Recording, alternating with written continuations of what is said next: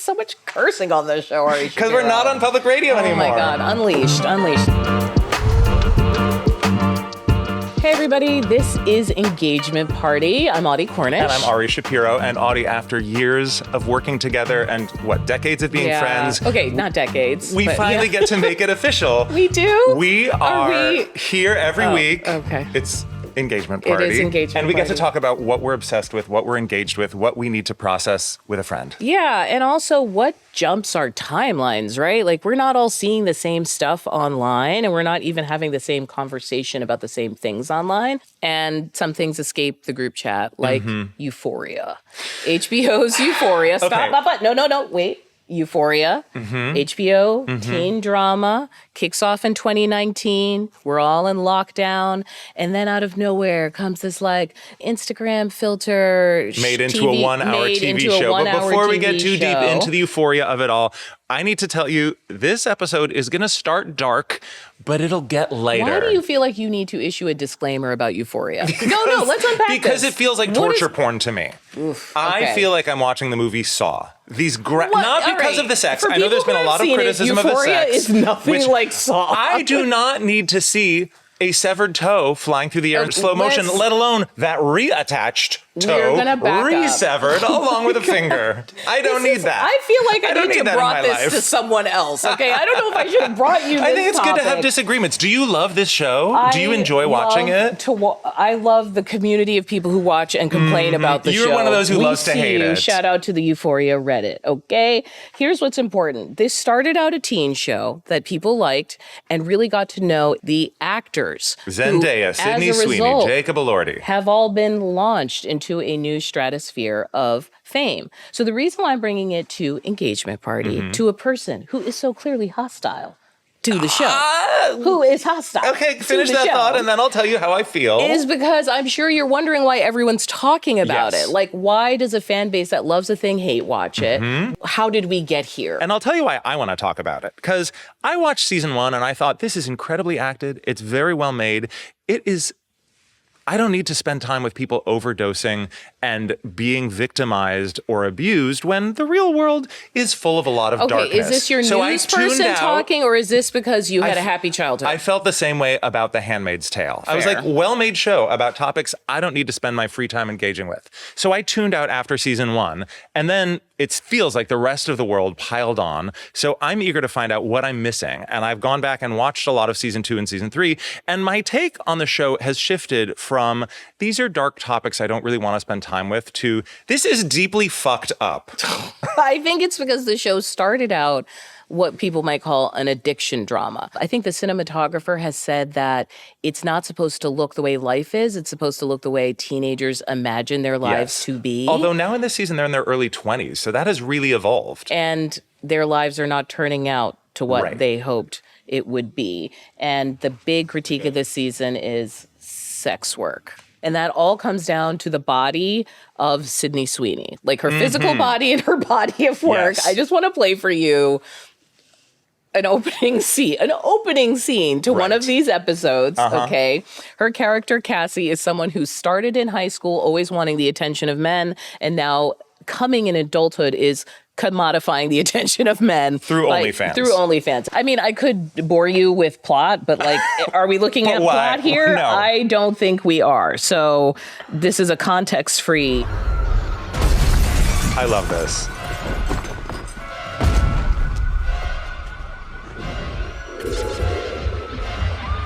And what we're seeing here is that there is some client whose kink is she's got a teeny little doll of him and she's going to put the doll in all kinds of places. And so this is like Attack of the 50-Foot Woman. And there's also some symbolism here about like, you know, who's afraid of this woman and her body. What I love... It's also an audition tape for her who, like, I think she wants to do a remake of Barbarella. I would watch the hell out of that. Whatever the opposite of auditioning for Bond is. But see, it's so campy and so over the top. Did you want more of this, That's what I wanted more of. So I wanted him to take the dials of satire camp on one hand and darkness violence on the other hand and turn down the darkness violence, turn up the satire camp. Yeah. I would love that version of Euphoria. And less visuals of her dressed like an actual puppy. So here's the thing. Everyone is talking about this OnlyFans aspect of it. Variety had an amazing story that was like the OnlyFans creators are not into this. I think people are also upset because it's in the context of other characters doing sex work, involuntary sex work, stuff where they're really exploited. So it's putting all of this stuff in a spectrum, right, with a generation of folks who are way more flexible and open. I mean, they call it sex work. They don't call it prostitution. They don't call it vice or any of these weird things. Okay, I'm going to tell you my take on what I saw this season, which is that so much of the most extreme stuff, whether it is sex or violence, happens on screens. And happens to women. Like there's this one really harrowing scene where Zendaya's character Rue is watching this new dancer at the strip club, Kitty, get violated in multiple ways. She's watching it on a security camera. There's also the phones of OnlyFans, the cameras of filming. And I felt implicated as a viewer. It made me think about a movie from 20 years ago called Short Bus, which kind of celebrated the liberatory potential of sex. Yes. Short Bus was largely set in a sex club. It was. And there is one slightly explicit scene, but it was like all the scenes in Short Bus are explicit, Aria. Can we do that here? The tagline of the movie in 2006. Why don't you come in and have a look? After all, voyeurism is participation.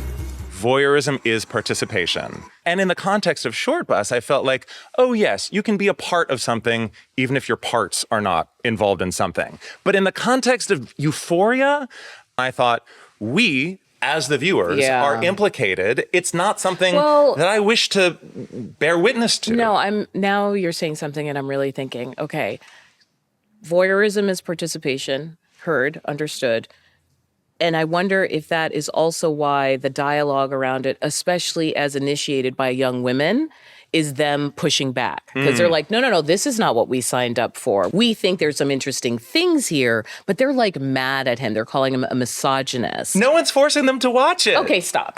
Like, it's getting record numbers of viewers. It's our community. Follow my lead. Opt out after season 1. No, we're not there's following plenty your of television lead. out Here's there why, because there's interesting dialogue. I'm going to play for you. The most fascinating thing I saw was Refinery 29, which is a site that is like sort of geared towards young people. They did an interview with Chloe Cherry, and she is a porn actor and someone who's done this kind of film work. star, I think, is the preferred phrase. I don't know anymore if it is. Maybe we're reclaiming. I think the real thing is she done it. Okay, yes, everyone else is pretending, but she's actually been in this world, and she was asked directly by them, hey, what do you think Because about... she's also in the cast of Euphoria. She's in the cast, In episode 2, we see Maddie has to give up her client because of the stigma that was attached to OnlyFans.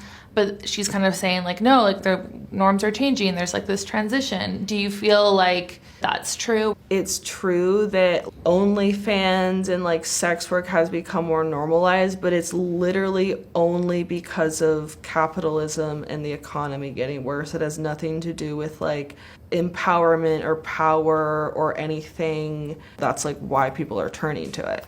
I mean... Not wrong. Not wrong. And there's one amazing moment where the actress who plays an assistant to a manager and talent agent, her character says there's, and I'm making up these numbers, $9 billion in Hollywood, OnlyFans is worth, and then she gives a comparable number. There's a lot of money on the table. But here. It's an interesting shift from... OnlyFans and this kind of work is fundamentally empowering because they are taking control of their work. And if they're going to commodify a thing, they're doing it themselves. They no longer have to work within the studios that make adult films. Whereas now Gen Alpha enters the chat talking about late stage capitalism. And they're like, okay, we're doing what we can, but let's be clear, we're doing this because it's the only path. And ironically, whatever Euphoria is trying to say, the thing it's saying most clearly is there are a bunch of young people out there who do not have a path to adulthood that does not pass through the land of exploitation. Although the joke's on all of us because the actual actresses in the season, from Zendaya to Rosalia, are killing it in every way, shape, and form. Can we talk about the celebrity of it all? As you mentioned, the cast has become full-on A-listers. They are Hollywood royalty, probably the most profitable, lucrative, and successful actresses under the age of 30 when you look at Jacob Elordi, Sydney Sweeney, Zendaya. And again and again, they prove that they've got what it takes. Just to take an example, Sydney Sweeney was behind this movie, The Housemaid, which was made for $35 million, banked $400 million at the and box is one office. of, I think, 5 producing credits she has. What interests me is how differently they're handling fame. And I want to show you that by showing you 2 contrasting ads that these 2 stars made. First, I'm going to show you an ad that Zendaya did for the athleisure company On. You ready? Move. Learn. This is beautiful. Dream. It's cinematic. It's collective.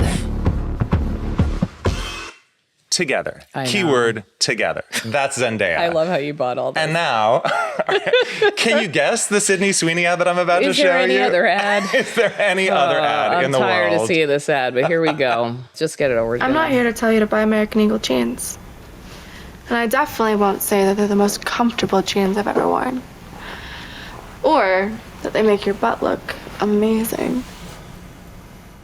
And of course, the tagline of that ad was, Yeah. she has good And jeans. playing it just then, I think we just made $39.99 for the company. And the critique, of course, with She Has Good Jeans was that it was a subtly racist dog whistle, which turned into this big brouhaha that Donald Trump weighed into on Truth Social. Because why not? Because why not? The contrast to me between the way Zendaya and Sydney Sweeney have been handling fame is fascinating. Zendaya is like, I'm an every person. I think aspiration is Aspirational, Zendaya. sure. Yeah, like no But one thinks Sydney they can Sweeney be is her. not aspirational. Sydney Sweeney is, I'm going to court controversy and stay in the headlines, and there's no such thing as Listen, bad publicity. Zendaya does not Here's the believe thing there's no about such thing Sydney as bad Sweeney. publicity. I think there's a little bit of a respect the hustle element to it. I think she was like got an underwear brand, and then she was going up to the Hollywood Hills to like throw underwear Climb at the the Hollywood sign. sign in her lingerie. Like there's nothing this woman won't do. You can't say she doesn't try. For what? We don't know. But here is how Euphoria handles the meta context of their fame in the show. This is the character of Cassie. She's building up her online empire, and she does, a podcast. We're available. Like, if a man today were to say that he wants a girlfriend that can cook or clean, he might as well be screaming the N-word. Okay. Well, you sound like a Democrat. I'm not. I think it's easy to say this is rage bait, this is intentionally breaking taboos, but to many people with disabilities, the R word is the equivalent of the N word, and it's something that you just don't say. It's a line that you just don't cross. And so, yeah, there's a lot of outrage about a lot of things surrounding this show. This might have been a little bit different, but it still helped them I'll come back get more to discourse, get more tweets, and the thing you said earlier, though, that makes me think of this is when you talked about Handmaid's Tale, which I didn't see the connection at first, but now I kind of do. One of the critiques people had about that show was, at a certain point, are you so good at depicting a certain world that you just are that thing? absolutely. And that's this. It's like they're toying with the line between she's not this, she's playing at this. It's a goof that you all can't, you're too lame to understand, to everyone just being like, no, this is the kind of person who would say something that sounds that abusive or cruel for laughs because that is what it is being done for. And to be very clear, I'm not saying this show should not be on the air. I'm not even saying you shouldn't be watching this show. I'm just saying when I have an hour to spend with narrative fiction storytelling on a screen, this is not how I want to spend it. Oh, really? Do you just like nice shows? No, I love Beef. I love Sydney Sweeney and the White Lotus. I like dark things. So let me ask you, my friend Audie Cornish. Why are you saying it in such a way? Booked and busy. You got a million things to do. Are you going to follow this show through to the end, and are you going to miss it when it's gone? Hell yes, I am a bitter ender. I watch the end of things no matter how bad they are. I don't know if it's because Really? like I'm from Boston and there's like a sports fan element that makes you follow things over the cliff. But yes, I always watch shows all the way to the bitter end, and I very rarely give up on them. And I will want to know how this ends. I will want to see Zendaya's performances. Like there's elements of it that I'm sticking with. And to be honest, like I just kind of wish Sam Levinson had a friend that he liked writing with, because I do feel sometimes like I see glimmers of films I want to see. I see why actors want to be in the work, because the costuming and the look, there's all kinds of things that could have been. And, I'm not an artist. I'm not going to knock it, but like, a little bit of collaboration, I think, can go a long way. You know, there are some people who just work better with a buddy. Oh, I put myself in that company. That's us. That's us. All right, shall we turn towards something a little happier? Let's do it. Let's get out of the dark timeline. Palette cleanser. How about some happy little trees? Palette cleanser. Literal palette cleanser. This was ASMR before we knew the phrase ASMR. I barely understand that phrase now. You can always add a little blue and dull it right down. Because you know, if you've painted with us before, we don't make mistakes. We have happy accidents. Happy little because very accidents. soon you learn to work with anything that happens here.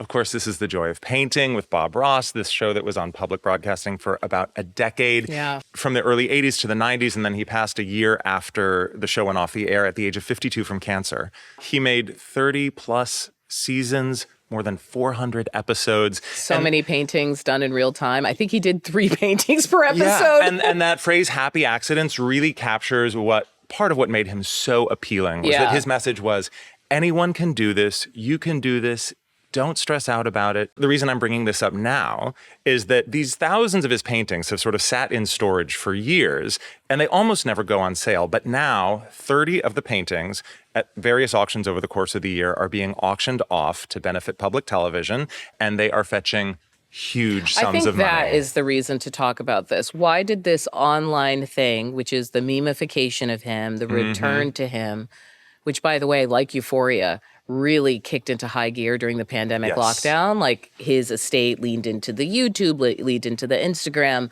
but people really picked it up and ran with it. And now it is affecting the sale price of the work. The actual tangible in things real you life. can hold. And It's which usually the art market is not affected by what's going on Twitch. But maybe I have that wrong. And another thing that I think is going on, if you look at the individual pieces that sold, the ones that are a little more crude and a little less technically proficient sold for more money than the ones that were more complex. We really love an imperfect thing now. And one of the auctioneers said, you know, what's fascinating about him is like, it'd be one thing just to see a painting, a Van Gogh, but imagine if you could have watched Van Gogh actually doing it in real time. And like, that's the appeal of that work for the art Imagine if world. you had a parasocial relationship to Van Gogh and had been watching him paint for years on your TV screen. Well, you would be scared because he's a very dark He's a dark character. guy. Art history buffs. Example. I would look up that one. There's another thing that I kind of love about this story, which is that art is in the eye of the beholder, right? Yeah. But the art market is very arbitrary and capricious. It's in the eye of the shareholder. Yeah, exactly. It made me think about, there's this campy horror movie that was on Netflix a few years ago starring Jake Gyllenhaal. It's called Velvet Buzzsaw. Are you the person who saw Velvet Buzzsaw? I saw Velvet Buzzsaw. Jake Gyllenhaal. I am a Jake Gyllenhaal completist, and I have not seen that film. It's absurd. He plays this art critic, and in the movie, art starts to kill people. I'm going to show you a little clip from it. I can't believe you haven't seen this movie. No, I don't think it's good. No, it's not good. Nobody's saying this is a good movie. It is bad. Nobody's saying it's a good movie. Even at the thing it wants to be good at.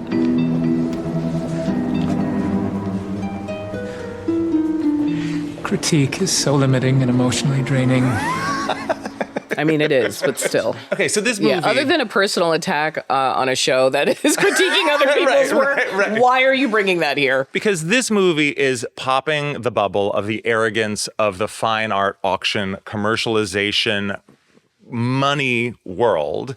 And what pops that bubble more than the guy who made Happy Little Trees getting a piece of the action? Wait, so is your whole thing here that he kind of wasn't a good artist and that this is a kitsch factor? Like, are you trying to discern whether this is irony, that people are into it or not? Here's all I'm going to say.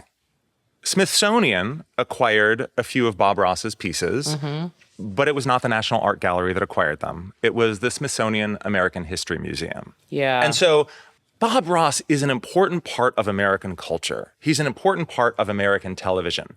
You could even argue that he's an important part of American art. And to the extent that he is an icon, I think he is more of a celebrity icon than a fine art artistic icon. Okay, I'm going to yes and you and say that I also think his art and the way he democratized art, saying anyone can do this, can paint, totally, is extremely appealing in this era where it feels like things are endlessly replicable. So instead of being punished for making your version of a Bob Ross thing, you make it and it feels like it becomes part of the story. Yeah. You know what I mean? In a weird way. Now, I don't know if he would like it. I mean, obviously he died a long time ago, but it does make me wonder about why there's lots of weird kitschy things out there and why do certain people get picked up by the culture. And it feels like with this one, there's something about how he approached art that really fits how people are making sense of art now. And one thing that I think he really would like is that the proceeds from the sale are going to benefit public broadcasting, which was such a part of his life. That's true. That was a big deal and something he always wanted. Very nice. Very nice. Okay, so we talked about something I like and we talked about something you can handle. But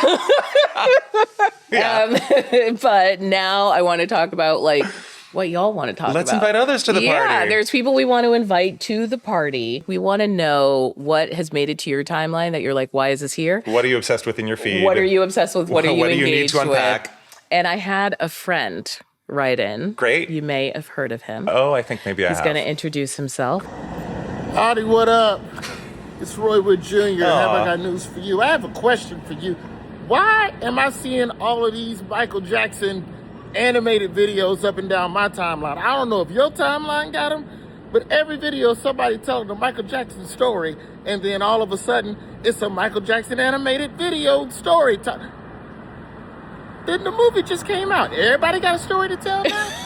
The only thing I know about that is the movie just came out. The movie Nothing else resonates at all. This is not in my timeline. All right, well, maybe it's in the black people's Teach timeline. me. All right. He's right. It's weird. People are taking old clips of artists who knew Michael Jackson, whether it's will.i.am or Ed Lover, old producers who have appeared on podcasts over the years. Yeah. And in a way, they're almost like in real time footnoting the movie. Which the big critique is the movie ends in the early 80s for a variety of reasons. Also that it omits all kinds of allegations against him. And it omits all kinds of things. And so people are in a way in real time annotating what they want to see in the movie. To my mind, that's what's Annotating happening. and animating. And animating because, of course, AI. So I kept trying to track down like who is making some of these. I did a little internet digging, which is hard to find the provenance of the art, so to speak. And it comes from a YouTuber named Tony Doesn't Draw.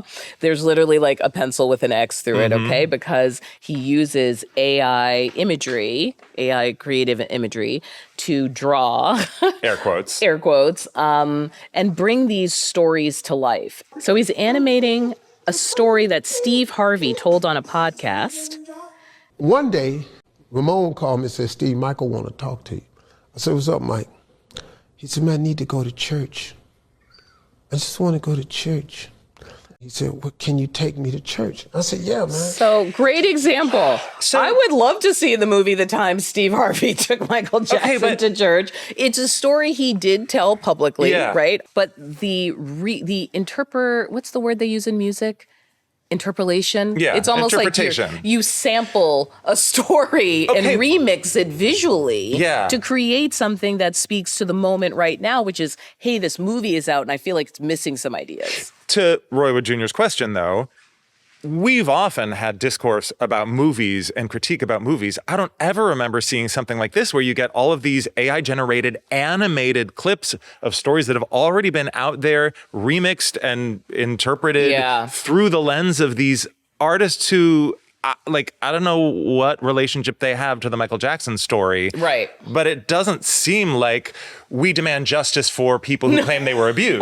No. It's nothing like that. I mean, first of all, I think for like the Black community, they are wrestling with his legacy, right? I don't think it's an accident that some of these stories are also about his relationship with Prince, who also had a complicated relationship with the Black community. Like, what did it mean to be a uber pop star and effectively, depending on what kind of artist you were, leave behind this Black audience or not? So there's a lot of people out there who, in a way, instead of having the media dictate to them, the Michael Jackson story is a story of abuse.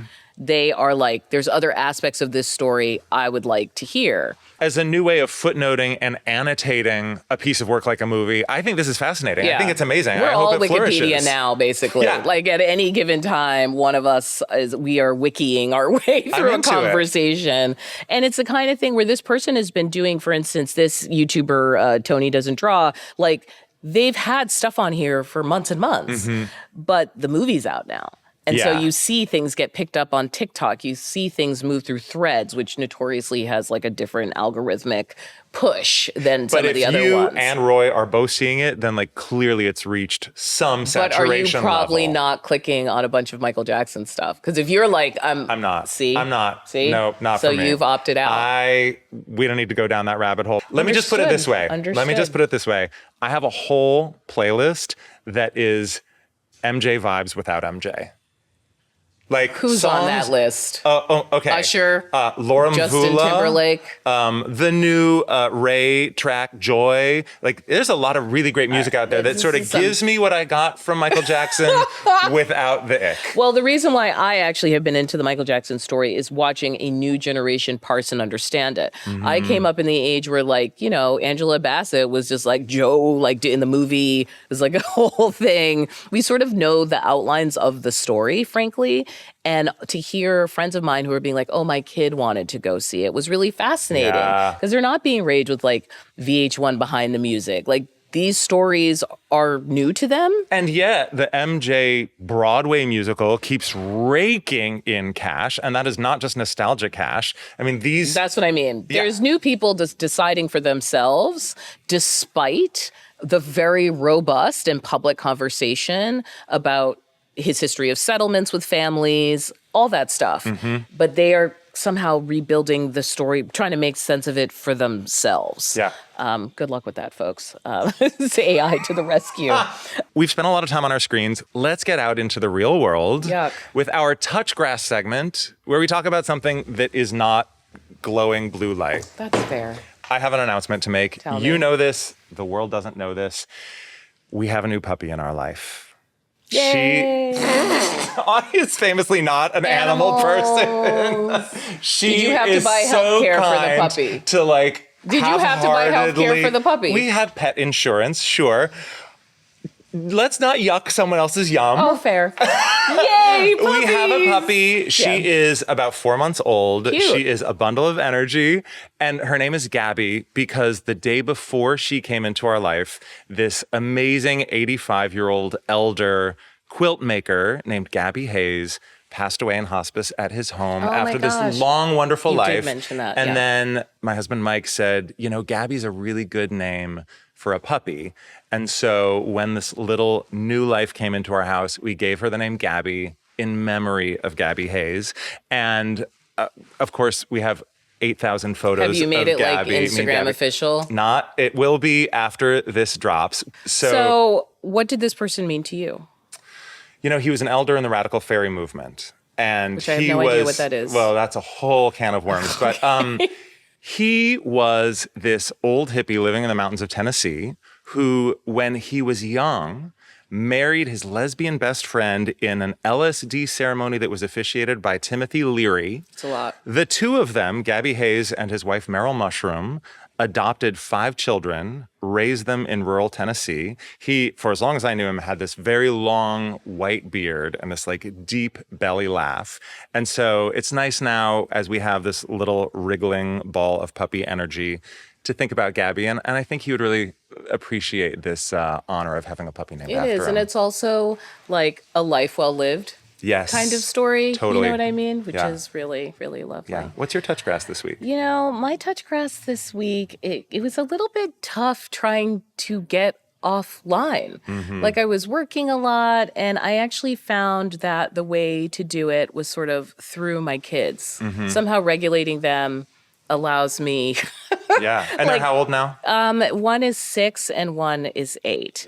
And right now they are really into like Greek mythology, which when I was young, I think I was sort of like, you know, Athena. You know what I mean? Right. Like, I don't think I really could remember a whole lot of it. Zeus. Yeah, there's Zeus, Yeah. there's ever. And so I realized like I was getting to talk to them about kind of sophisticated ideas about jealousy Right. and anger and violence through these stories Yeah. that weren't just like, this is a picture doing this and this is a picture with a spear. You know Is what there I mean? a storybook that they have been turning to? It's been a couple, and also they read the Percy Jackson series, course, which also, so shout out to the writer of the Percy Jackson series, because even just alluding to some of these ideas in the book sort of brings it to life for them.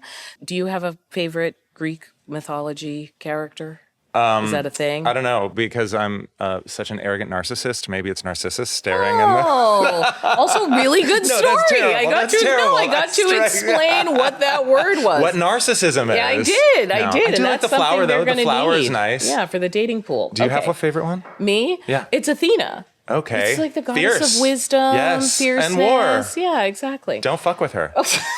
Why is it so much cursing on this show? Because we're not on public radio anymore. Oh my God, unleashed. The puppies and swearing. Audie, it's so nice to be reunited with you, and I'm excited for what this show brings in the weeks to come. Yeah, and I'm glad that we're gonna get to like make sense of things with all of you. Yes. I mean, you heard Roy Wood Jr. earlier. I mean, like he's the host of a news show, and even he was like, "Why is this on my timeline?" So we want to hear from you. Where can people find us? Send us a video. Email it to engagementparty@cnn.com. Keep it a minute or less. Tell us what you're obsessed with, what you need to unpack, and what you want us to talk about. And we may use your video on the show. On the air. Yeah, the air. You're still calling it the air? I don't know. What is it? We'll on the fix pod? it. We'll get him there. We may broadcast your video on the dial. Thank you so much for joining us. We're really excited to have you following along. And if you like the show, it actually goes a long way if you can like, comment, and share. I know it sounds cliche, but it makes a difference. And we will be back next week. See you next week, Audie. For more Engagement Party.